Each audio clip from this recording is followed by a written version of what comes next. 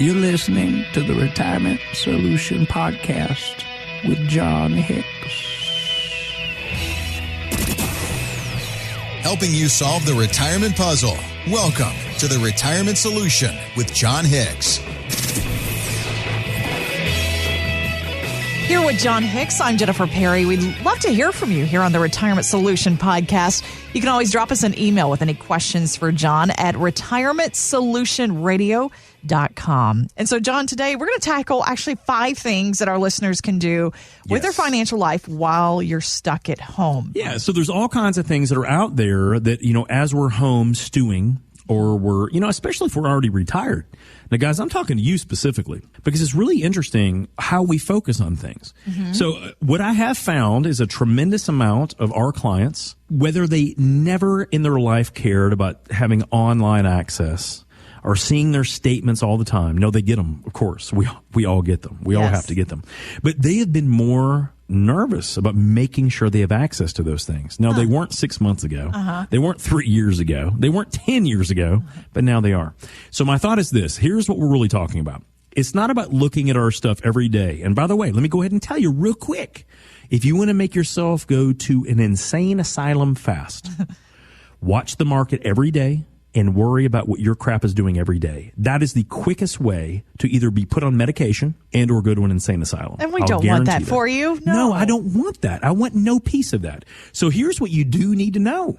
You need to know your maximum drawdown. I know you've heard me say this for, Jennifer, how long has it been? Oh, you've been beating us over the head with this one for years now. I keep smacking people with it, and every once in a while, Cletus has still not figured this out yet. He said, well, John, I hear you say all that MBB and MLB. That's a Major League Baseball. They're not playing games, John. I don't know what you're talking about. MLS, that's just weasel soccer. I don't know what you're talking about. Right, MDD, maximum drawdown. And here's the whole point. When you look at the greatest investors on the planet, Jennifer, do you ever listen to me? First of all, I have to, yes. Oh, you have to. It's part of our contract. Yeah, you have to listen. Mm-hmm. Yeah, but did you retain any of that? I do. I pick up these little nuggets, and it's amazing how many times I think about it during the week, too. So now I'm going to ask you, who are the world's greatest investors? It's not Warren Buffett. It's not Carl Icahn. They're good. Actually the endowments, places like Yale. You even mentioned Duke sometimes, which I hate that. By the way. So, Boo Duke. But, it's the endowments who are the best investors. Correct. So, if you really look at the type of model that we want to consider using for our retirement. Now, I'm not talking about when we're 20 and 30 and we just need to sack money away and hopefully we're getting our company match and doing the right things. I'm talking about when we're within 1 to 5 years of retirement or we're already retired. Now, very important. When you're already retired does not mean you shouldn't pay attention to this stuff. It might make it even more important. But the idea is when you look at these things and what do these endowments do? Yale Endowment. Why would we talk about them? MIT, Harvard, Duke, boo. But all these guys, what do they do differently? Well, they have to model their finances based on spending money every year. Now, all of a sudden, it changed, guys. Now, all of a sudden, it does not mimic our guy at Edward Jones. The advice does not mimic our guy at Merrill Lynch. The advice does not mimic those other people, those talking heads on CNBC. All of a sudden, when we realize retirement is about being able to spend money from that big pile of cash we got. Mm-hmm. Oh, and see, guys, it changes then. Because it goes from accumulation economics. I know these are big words, but I'm going to work us through it. Accumulation means we're trying to grow that big old pile of money. But when we retire and we don't have the income from working, we're going to have to do what? Distribute some of that out, right? We're going to have to spend some cash. Well, just like when we get to retirement, got to spend some money, those endowments have to do the same thing. They actually have to spend money to what? Why do they got to spend money? They got to pay professors, right? They got to teach. Strike football fields. Even if they're not very good at football. Yeah, some of them are really quite terrible at football. Some of them overpay a basketball coach to beat my teams. I don't like that, Duke. But anyway, they got to pay these things out just like we got to spend money in retirement. We got to figure out when we quit working, how are we going to make that income come in, right? Right. And that's what all these endowments do the same thing on. So we have to understand our maximum drawdown. And here's the reason why. That's what all these guys do. Yale, Harvard, MIT, Stanford, Duke, Wake Forest, even UK. They all use a similar model. And the whole point is we have to understand how much we can afford to lose so that our income stream stays solvent. Oh, and there's where it is. That's the difference. That's what we don't hear from our friends with the big-time brokerage advisory committees, because they're not talking about trying to give you money back. Right. What do they want to do? They want to take your money, get more of your money, take some of your sister's money, some of your brother's money, some of your kids' money. Did they ever tell you when you should spend it? No. They say, hey, if you got extra money, give it to me. Because they want to keep making their money, right? They need the money. They need the money. But the whole idea is that in retirement, we need to be able to make sure we can spend it. So your maximum drawdown is just so that we can understand, hey, what is your number of comfort? What is your level of comfort? If you lose 10% on your life savings, so if you have $500,000, I'm just making this up. Okay. You start with $500,000. If you lost 10%, you lost $50,000. Now, on a broad context, people might say, well, heck, I just lost $50,000. It's not a big deal. Here's my question. How long did it take you to save $50,000? Wow. If you're putting away $5,000 or $7,000 or $10,000 a year, it took you somewhere between 10 to 15 years potentially to save that money. Yeah. That's a lot of time. And as we get towards retirement, when we need to pull money out, we don't have that kind of time, guys. The closer we get to needing to pull money from it, we should have a lower MDD. Your maximum drawdown should be substantially lower. Okay? It's very important. If you have already sustained losses on your portfolio, 15, 20, 25%, maybe 30, maybe you did the wrong thing. I'm not casting judgment out there, but maybe when the market went down a couple Mondays ago, it was down 35%, you pulled money out, or you called your guy and said, do something different. That's what we don't want to have happen. Because if you do that, you never have a chance to pull out your maximum income from all your savings. That's why we talk about MDD, guys. It's not about an investment strategy. It's making sure that your money will last while you pull money out in retirement. That's the whole reason for it. So one of the things you can do, Jennifer, when you're staying at home is figure out, real simply, do you know your MDD? Perhaps you have had some losses over these last few weeks. That leads us to our next thing on the list to consider while you're kind of stuck at home right now, John. None of us really want to think about taxes right now, but this is one of the best planning opportunities that you have, especially if you do have some of those losses. Yeah, let's talk about a couple things here. Okay. You know, I know that we focus a lot on taxes because I think that most financial people do not discuss taxes enough. But if you think about it, if you make a ton of money, but you give it all up to the government, you didn't make a ton of money. Right. You made half of what you thought, right? So that's why we take a very interesting bent on that. Now, here's 3 things specifically on taxes that are a big deal. Number 1, if you were a small business owner, if you were a 1099 contractor, if you did anything in your life in 2019 to have been considered a small business owner, you can get some money. Ooh. Did you hear that? You can get some money, and you have to hurry, because it's a first come, first serve situation. If there was anything you did that required you to either pay any form of payroll and or pay any form of rent and or any form of healthcare benefit, even if it's your own company and you're the only employee, you're going to get free money from the government. Ooh, now, wow. hold on. Let me make sure I say this right. I say free. You can get a forgivable loan from the federal government. Okay. So that you can continue your payroll / mortgage / rent / healthcare payment. I know so many people who could use this right now, John. Wow. I used it. Ah. And I have already used it. Wow. I have a pretty big payroll because I got a lot of people that do awesome stuff for us. Yeah, great team. And yeah. I am going to keep them on this staff forever. As a matter of fact, we've applied so that we can get a loan from the government. Now, here's the point. It is a loan because they're going to get it back in taxes later, right? We're going to talk about that here in a second. Yeah. Hey, they're going to get it back. Nothing's ever truly free, right? Yeah, so my whole point is if you qualify for this, you need to not wait. In the last section, I said, do not wait for MDD. Right now, I'm saying do not wait to get government assistance, because whether you do or don't take it, we're going to all be taxed on it later. Mark my words. So because of that, if you can say anything, if you're a hairdresser, if you did nails on the side, if you did anything where you earned a 1099 and or you had your own business, LLC, you can be a sole proprietor. Nothing wrong with that. All right. Anything where you pay that, you can get money, but you have to know the rules.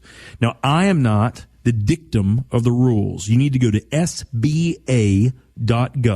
There's like 4 different plans they have, guys. This is a big deal. Huge deal. Huge deal. Good to now, know. so that's first and foremost. If you're a small business owner, please do not stick your head in the sand and think that you've heard this before. This is different. It's a big deal. Now, number 2, do you have any losses in your taxable accounts? My guess is that many of us have. Yes. Yeah, there's a possibility. There's just a chance, just a slight possibility. Well, if you have actual losses, this is a wonderful time to tax loss harvest. So the whole point is, how cool would it be if we could, unfortunately, we got a loss. I don't know, maybe it's Disney, maybe it's Microsoft, maybe it's Apple, maybe it's any one of our mutual funds or our exchange traded funds, whatever we got a loss in those. Do you know that we can sell those, Jennifer, and actually get a tax loss and then buy the same thing or a similar thing back and not pay any taxes? Oh, okay. All right. And on top of that, we get to write off some losses. Nice. Might as well get something out of that loss, right? So the Harvard Business Review did a study on this, and they found it. If you do this correctly, you can add long-term between 1.5% and 2% a year to your returns. So if before this downturn, you were killing it. I mean, you were making 8 or 9% a year. You could have been making between 11 and 12% a year had you been doing this. How cool is that? So now that things are down is a really great time to think about our tax strategies. Now, here's another piece of the puzzle when it comes down to tax strategies. Have you started doing what I've told you to do for the last 2 years? Taking advantage of the GOP tax blessing. Oh, have you started doing that yet? Yes, I have. You've started to receive things from the cup of the GOP. I didn't look at it like that, but yes. It's Sunday and it's Easter, so I feel like I got to give a little homage, there. No, yeah. So the idea is that this is not going to last forever, guys. And now that we're 2 years deep, if you've missed out on what I've been saying, you've already missed out on 2 years of potentially saving money on all of your future earnings on your accounts. Right. So we have 5 years left. Let me make sure I say this right. We have 5 years left of the GOP tax blessing. Now, why do I call it a tax blessing, Jennifer? Because it could put thousands and thousands of dollars back in our pockets in the long run, right? Exactly. Yep. Not only thousands, we've done the math on hundreds of people now, but realistically, we're talking about tens of thousands or even hundreds of thousands of dollars that you can actually have and spend in retirement by getting your tax math right. Wow. See, most people hear me say tax math. And they're like, that's not for me, John. I know Ford, I know Chevy, I know Dodge. I do not know tax math. That sounds horrifying. So it's very important to understand, though, what's going to happen in the next 5 years. They're going to take away some of these benefits that we have. Okay? We have them right now. We can potentially pay the lowest tax rate ever to convert our money from something that we owe the government on to an account to where we never owe the government again on the growth. Now, see, Jennifer, that's why this is so important. If you have losses in your account, maybe you don't want to move those dollars. But if you have an account that does not have hardly any losses in it, how smart would it be to move that to a Roth, satisfy the lowest tax rates we're probably ever going to see again, and let that grow through the moon? That sounds brilliant. Well, exactly. And the thing of it is that we're not often getting this advice from our financial people. And I don't know why. We really need to be looking at the tax angle of all of these things when it comes to our retirement accounts. Because we do have, if you have a 401k out there, if you have an IRA out there, a 403b, a tax deferred annuity, guess what? You're going to owe the government whatever they tell you you're going to owe them in the future. And we just added $2 trillion to that debt. Didn't minimum we? $2 trillion. So, I'm thinking more like 6 to 7. By the time this is all done, Jennifer, my thought is we will add $6 to $7 trillion on top of national debt of already $23.5 trillion. Wow. Is my guess. So if we do that, do you think the government has a choice on whether to raise taxes or not? No, absolutely not. I honestly don't think they do. And by the way, I think they have to. I don't want them to for my sake, but at the same time, I'm doing all the stuff I'm teaching you guys about. I want them to do it because I want them to be solvent. Yeah. I want to make sure the government has the weapons to help defeat the things that we can't control. Yeah. You know, that's what we need a government for. And that's what they're trying to do right now. And they need the money to do that. And we don't currently have it. So guys, the main thing to understand is all this money that the government's printing, it's got to come from somewhere, and it's going to come from our pockets. So you just want to make sure we're doing the right thing we can to put our monies in the buckets that in the future they can't take more of. That's what it comes down to. I've been saying this for years. I mean it even more now. It's going to be very important. If you don't have a Roth IRA, why not? You have to do the math. I mean, you have to be certain that it's going to be the right thing for you. But you really need to consider, is this really appropriate for you? If your guy's not talking to you about that, or if you're trying to do this on your own and you can't figure it out, the real question is, should you have a different advisor? Right. Maybe. I don't know. But these are going to be ways that the average bear out there is going to add 1 to 3% a year of earnings on their portfolio by understanding the tax math. That's a big deal. There's no such thing as a dumb question. Well, maybe.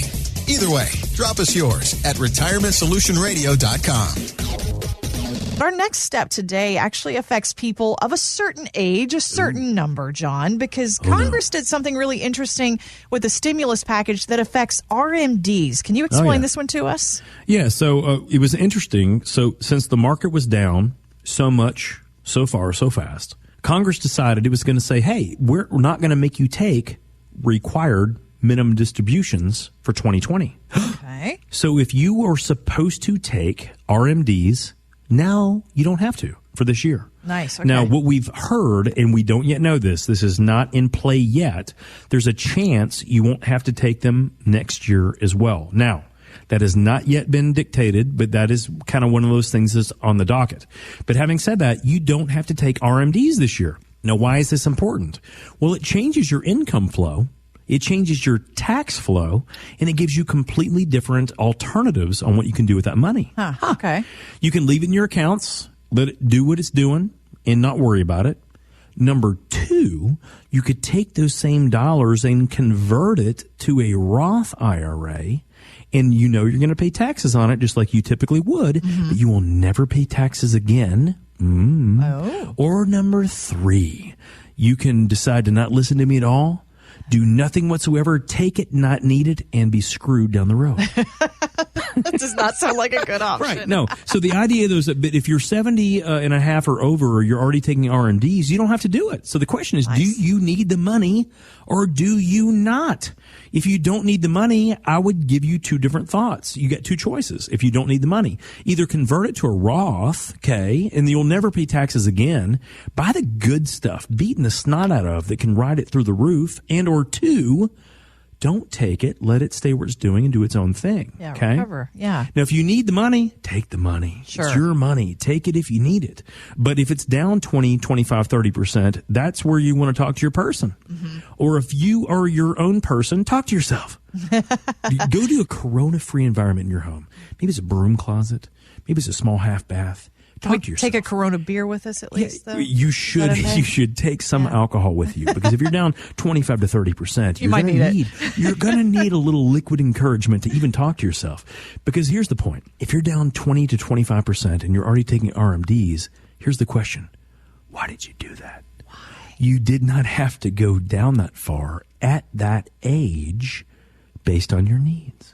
Okay? So that's the thing you're going to want to have to ask yourself. And that comes back into MDDs and taxes and everything else. So that's why I say everything on this show is about uplifting us.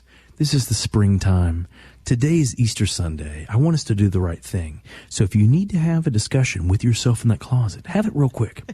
And then make sure you write down our phone number. Yeah, 502-690-5635, yes. So that you can fix this or help you from yourself. I'm not sure which one it is, but you should not be down 20 to 25 to 30% if you're taking RMDs. Yeah, you don't have to be. That's the thing, yeah. Let's just be real. just a quick point of clarification there, John. You mentioned the age of 70 and a half. That would Sure. have been last year's rules.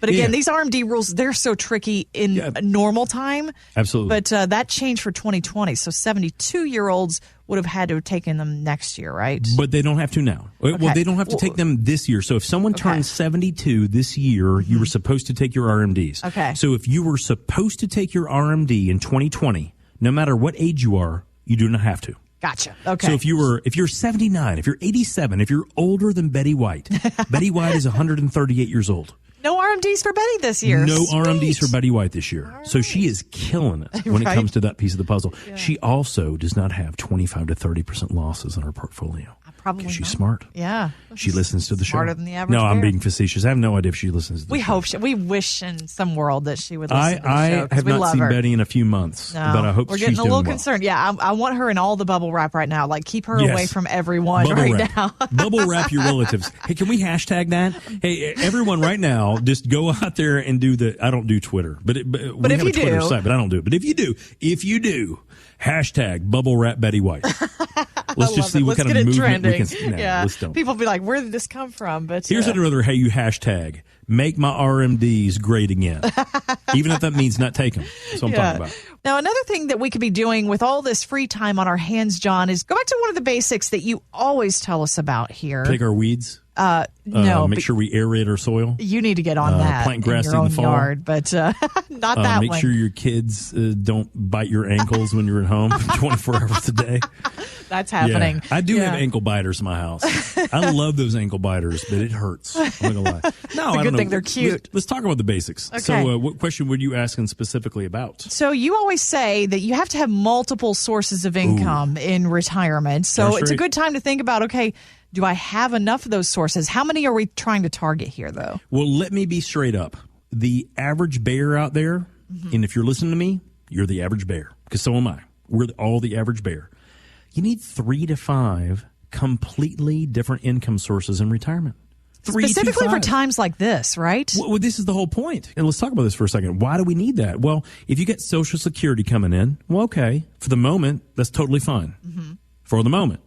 We're also printing potentially $6 trillion. So we don't know what that's going to be like. So that's one. I'm a little more nervous about that than I have been. Now, if you're already getting it, okay. But if you're not getting it yet, the question is, what's that going to look like later? Yeah. That's one. Number 2, if you got a pension, that makes me happier. Here's the question. What has your company stock done in the last, let's say, 5 months? Is it way down? What's the debt load of that company? Because if they don't have money, they can't fund your pension. Yeah. That makes me uncomfortable. Now, I know everyone says, well, my pension's guaranteed. Yes. And let me tell you a real quick story. My wife used to be an international flight attendant before we got married. And she had a federal pension too by U.S. Airways. But guess what happened to U.S. Airways? They went bankrupt. Yeah. So do you know what percentage of my wife's pension that she gets? 1/7. 1/7? 1/7. So yes, that's your pension is pathetic. guaranteed federally. 1/7 of your pension is what you're going to get. Guys, that is not a guarantee. So be very careful when it comes to your pension. And here's the thing. Don't freak out. Don't freak out on me. Just understand this is why we need 3 to 5. See the whole point? Yeah. 3 to 5 income sources. So if the government has to print more money, Social Security is going to have more stress on it. Number 2, if you get a pension, love it. I love pensions. Having said that, if you're a state employee, what is the state of Kentucky bringing in right now? I don't know how much, and I know how much we're spending for healthcare needs. Let's just be really honest. And if you work for a corporation, those corporations are not having a good time because they can't work, can't make money. It's difficult. So that's why we need the other ones, guys. Do you have an annuity? I am not for or against annuities, but I do know one thing. They are income streams that will last for your lifetime or however you elect them. I do not think they're the world's latest greatest. But having said that, if it produces an income stream that is better for you than CDs or cash or bonds or things that can lose money, I have no issue with that. Okay. And after that, do you have real estate? Is it staying rented? Because if you're getting lease revenue or rent revenue, love it. That is fabulous. Do you own a position in a car wash? That's wonderful, as long as people can afford to wash their cars. Yeah. See, the whole point is this is why we have to have 3 to 5 distinct and separate income sources. Because when one goes down, right now, let's say it's the market, and I didn't talk about that one. So let's say you have your savings. In your savings, you were going to pull 3% or 4% or 5%. But now let's say your savings is not what it used to be. What is 3 or 4 or 5% of that amount of money? Will your money last? See, guys, that's why we have to have it. This is the most important part. If you have 3 to 5 completely separate income sources, you will have a great chance of winning in retirement. If you have less than that, and here's who I mean, I'm going to call you out because I need to call you out because I need you to know what's happening. If you only have your savings, which means your 401ks, IRAs, 403bs, non-deferred annuities, things that aren't fixed, and you have your Social Security, if those are the 2 things you got, I hate to tell you, but you're in trouble. I think those are the people who are scared right now, John. And here's what I hate to say, guys. If you only have 2 income sources, you should be a little scared right now. Okay? Now, that does not mean you can't fix it. Right. We can all fix it. You know, one of the things my granny used to say to me when I did something really wrong or really dumb or really bad. It happened a lot as a kid. I was a boy. We destroyed things. We tried. Anyway, what she'd say is, well, Jonathan. Oh, Jonathan. I know. Whenever, well, actually, she wouldn't give me the 2 names. My mom was the only one that did that. She said, Jonathan, listen, you can't do better until you know better. And so my point is, if you're out there and you only have those amounts that you have in savings, and then you only have Social Security, you only have 2 sources of income. We need 3 to 5. What are you going to do? Now that you know better, maybe this is the first time you've heard me say it. I say it all the time. Maybe this is the first time you've heard it. That's okay. But now that you know better, what are you going to do about it? Seeking out the retirement solution that works for you? Seek us out online at retirementsolutionradio.com. There's a lot of people that are stuck at home with their spouse. Oh, yeah. Jennifer, do you know any of these people? I know one guy right now who is 2 years away from retirement, and they were making plans to actually pack up and move. And after the last few weeks of being alone with his spouse, he did call me, and he whispered quietly one day. And I'm friends with both of them, so this made this super awkward. But he was like, very weird. I don't know if I can stand being retired with her. And I said, well, you better figure this out real quick. And here's your trial run, dude. Enjoy it. And so that's why I put it number 5 and the last on our list today. Those things you can take care of while you're at home right now. And that might mean some awkward conversations with your spouse about what does retirement actually look like for us? Yeah, you know, this is a weird state and it won't last forever. But here's what I am going to say. This gives us a really good, if you will, trailer for the movie. Yes. Yeah, so if you understand what I'm talking about, you understand that a trailer is just a very short, brief depiction of what's going to happen in the future. And it usually starts like this. Picture a world where a man and a woman are within nothing but 4 walls. She is very emotional. He is not. He does not have television because sports are unavailable. And she wants to shop on Amazon because it's still open. And they hate each other. What does the world become now? I know. See, this is kind of a little bit of my life from time to time. Now, my wife works with me, and since we're Corona buddies, which means that if one of us gets it, we're guaranteed both going to get it. Definitely getting it. Yeah. So, you know, when we have to go in the office, no one else is typically in the office. We'll go in there, and when we stay at home, we got to do our thing. But, you know, the funny thing is that I'm hearing this a lot. People that thought, you know, I thought that retirement was going to be like this, John. I thought this is what I wanted. And what I realized was I was not prepared. That was a really dumb choice.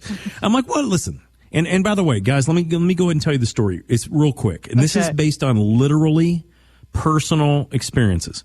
Many of you out there will be going through retirement for the very first time. Guys, this is not my first time.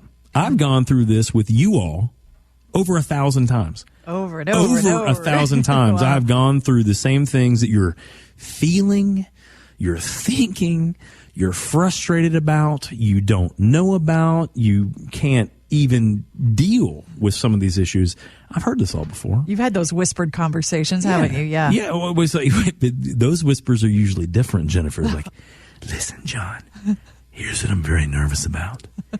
she will find out that I have a slush account on the side. Oh, boy. And I like to gamble a little bit.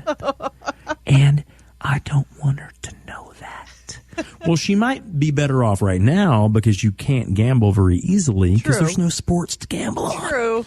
But outside of that, I mean, the thing of it is let's just be very honest about the situation. Yeah, this is what life is going to be like. If this is a trailer for your future movie, learn from it. Yeah. I mean, that's what I'm going to tell you. Like, I have no real good bits of wisdom that understand. If you don't want to be within those four walls with your spouse, hold on. It does not mean call a divorce attorney. That does not mean what it means. No, we don't encourage that. No, very alternative to ways. that. Alternative to that. Understand what you need to have that gives you that fulfillment so that you can do the things outside of those four walls that gives you purpose, that gives you meaning, that you can do. And I know some people, I had a client that called me the other day and said, John, listen, I wanted to buy a boat and I wanted to take my teenage son. I wanted to go on that boat and for the whole summer, wanted to spend the summer out in the Caribbean and travel with him and do these things. And this is my last chance to do this. I don't think I can do that. So now I don't have a retirement dream. And what we said was, hold on, that's not a retirement dream. This is a short-term wish list that has now just been postponed. Yeah. But having said that, there are so many other things we can do. So here's the whole point, guys. This is just derailed, not just you. It's derailed the entire country, actually the entire world. Mm-hmm. And we have to learn what the new different looks like. It doesn't make it bad. Don't think at all that I mean it's bad. I think it's wonderful. I think if anything, we get an opportunity to self-reflect on what we both want. Now, that does not just mean you who's listening to me and the other one who's looking at you saying, you're an idiot. What I mean is, this is a chance for us all to understand what does a semi or pseudo or real retirement look like? Because if you're getting an experience that you don't want, come up with a plan, guys. This is what this whole show is about. Create plans that give us context to evolve in the future. That's what this is all about. The retirement solution is not a one-size-fits-all. It's a solution for your individual situation, and it's living and breathing. It changes every day. Our lives change. Our goals change. Our needs change. Our finances change. Our income changes. That's why we need it. Because we need to know, first of all, where we are today, where we want to go, and if that goal changes, we need to figure out how we do it from there. And that's what makes it so important. So here's what happens with that extra time. Find out what you're actually really happy about and figure out what you're not.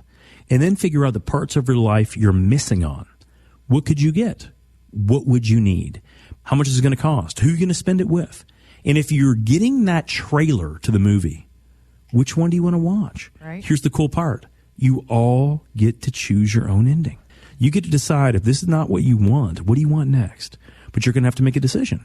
You're going to have to actually hear me, pay attention to me, which is hard. But you're going to actually have to make a decision based on hearing that and do something about it.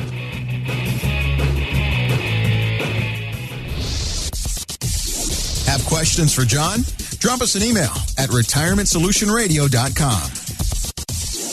Financial professionals are not licensed in all 50 states. To find out if John Hicks is licensed in your state, please call 502-690-5635. J. Hagan Capital Inc. is not affiliated with nor endorsed by the Social Security Administration or any other government agency and does not provide legal advice. Annuity guarantees rely solely on the financial strength and claims paying ability of the issuing insurance company. By contacting us, you may be provided with information about insurance and annuity products offered through John Hicks, Kentucky Insurance License number 998827.